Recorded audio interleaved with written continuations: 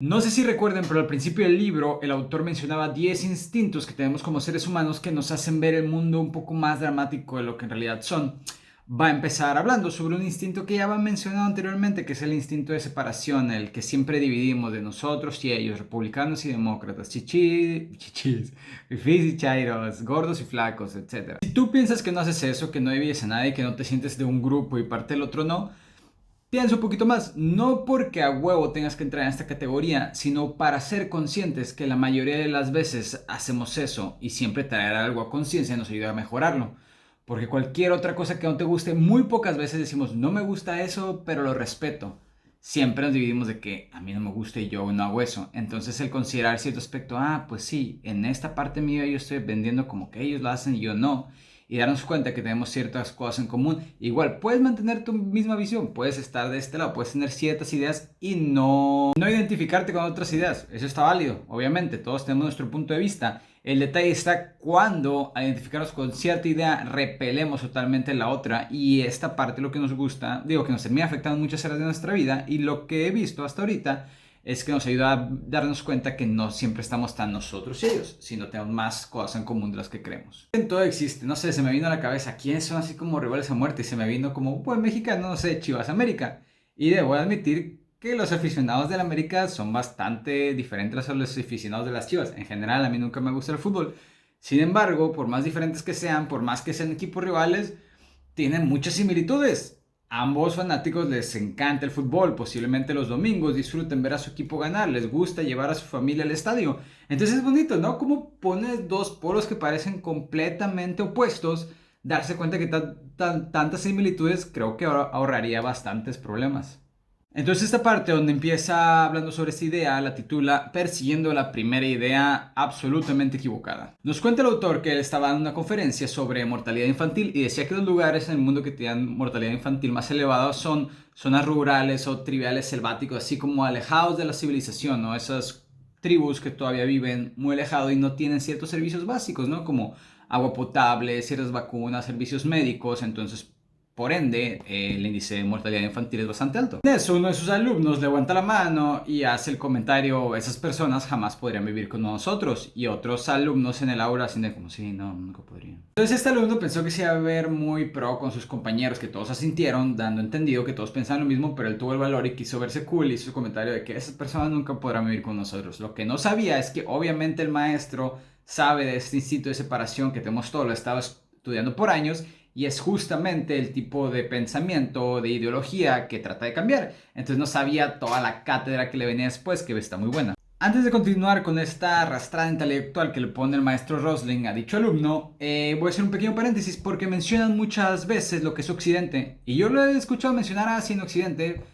Y yo, no sé, tenía una idea, no sé, como el West Coast, esta parte de la costa este, me imaginé Occidente, debe ser cierta parte del mundo, lo he escuchado muchas veces en mi vida, pero no estaba tan claro de qué era. Tal vez tú sí sepas, eres muy inteligente. Y si no sabes lo que significa Occidente, así como yo, lo has escuchado, pero no tienes la definición exacta, como lo mencionan mucho hacia abajo, me tomé la tarea de buscar aparte que se refiere a Occidente para que tenga mejor contexto o entender mejor lo que viene a continuación. Entonces, Occidente y Oriente sí tienen sus definiciones como tal, como partes geográficas, pero la forma que tú se utiliza, que yo tenía en la cabeza, Occidente debe ser de este lado o de este lado, no es tal como se utiliza. Un par de fuentes diferentes, no la primera que me pareció en Wikipedia, que estaba algo acertada, pero quería ver otras, y todas coinciden más o menos lo mismo. Coinciden en que empezó en una parte de Europa y Asia y con el movimiento cristiano y todo eso, entonces tenía su base de que en Occidente de tal lugar y empezaba así, pero ya más adelante te encuentras que países son considerados como Occidente y te encuentras que Estados Unidos también es considerado como Occidente, aunque ya no comparten ciertas similitudes geográficas que uno está de un lado y otro del otro. Pues Occidente básicamente se refería a la mayoría, en su mayoría, a países de Europa y países que tuvieron su influencia y su base con el mundo europeo, como Australia, Nueva Zelanda y otras partes.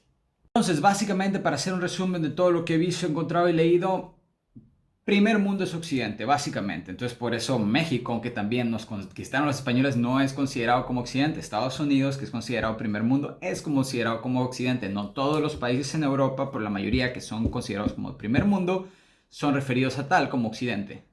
Esto y lo que viene retoma mucha fuerza cosas que ya he hablado antes en el libro, de cómo conceptos viejos siguen por años. Cuando recién empezó Occidente, sí, esos países eran los que tenían más avances y ciertas cosas, ¿ya? Y luego nos empieza a explicar cómo ahorita ya esos países considerados como Occidente no están tan desfasados en otros lugares que no son considerados como tal y tienen también cierto nivel de vida que no está tan distinto. Simplemente nos quedamos con conceptos pasados o conceptos que como yo he escuchado toda mi vida y no comprendí al 100 y entiendo por qué, porque no existe realmente una delimitación geográfica, no existe realmente alguien que te diga, ah, estos países son considerados como Occidente por tal y tal y tal. Lo que te das cuenta que es más que nada la idea general de ese concepto que se quedó y no se modificó tanto a lo largo de los años. Después de esta pequeña introducción, y creo que nos va a servir entenderlo un poco más a lo que viene, regresamos con la cátedra que están a punto de ponerle a este alumno. Entonces le dice el maestro así, todo, le dice, ¿perdona? ¿A qué te refieres con ellos? Cuando el morro dijo, ellos nunca van a poder vivir como nosotros. El alumno responde que con ellos se refería a gente de otros países. Y el profesor le dice, todos los países excepto Suecia, tomamos en cuenta obviamente después de ese comentario que eso estaba sucediendo en Suecia. Le dice el alumno, no, me refiero a, ya sabes, los países no occidentales. No pueden vivir como nosotros, no funcionaría. Y el maestro todavía fingiendo demencia le dice, ah, ajá, como si no hubiera entendido, le dice, ¿países como Japón? Y le contesta el alumno, no, Japón no, Japón tiene un estilo de vida occidental. Ah, ok, le dice el profe, ¿y Malasia no tiene un estilo de vida occidental, no?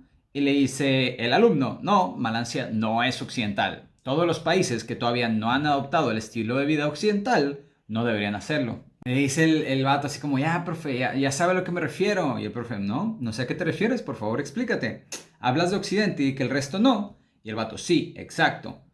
Y el profesor le pregunta, ¿y México es Occidente? ¡Arre! Y cuando el profesor le preguntó si México era Occidente, el morro nomás se le quedó viendo, como que por dentro quería decir no puede decir que México también es Occidente, pero tal vez no tiene los sustentos. De ahí le iba a preguntar seguramente el profe, a ver por qué no, y él no tenía el sustento para responderle. Entonces después, ahí viene, sigue la cátedra. Estoy confundido, le dice el profe.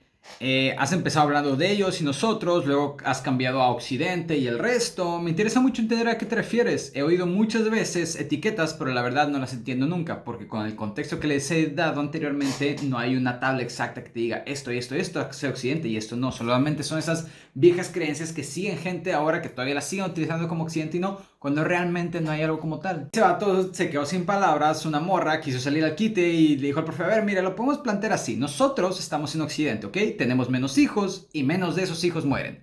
Trató de plantear de una forma muy sutil y con datos de que sus hijos menos mueren y tienen menos hijos que son más civilizados, más evolucionados, etc. Sorprendió un poco el profe porque esta chava le dio este ejemplo con los mismos datos que había utilizado antes el profesor, ¿no? Diciendo que más hijos nacen, menos personas mueren, etc. Pero igual seguía haciendo divisiones de nosotros y ellos. Y obviamente le encantó que le diera ese ejemplo porque ahora le podía demostrar con datos reales qué tan equivocada estaba. Los veo en el siguiente video donde el profesor empieza a explicar ya con datos cómo no está tan dividido el mundo y no pueden decir Occidente y esto y lo otro y pues está bastante bueno. Los veo en el siguiente video, bye.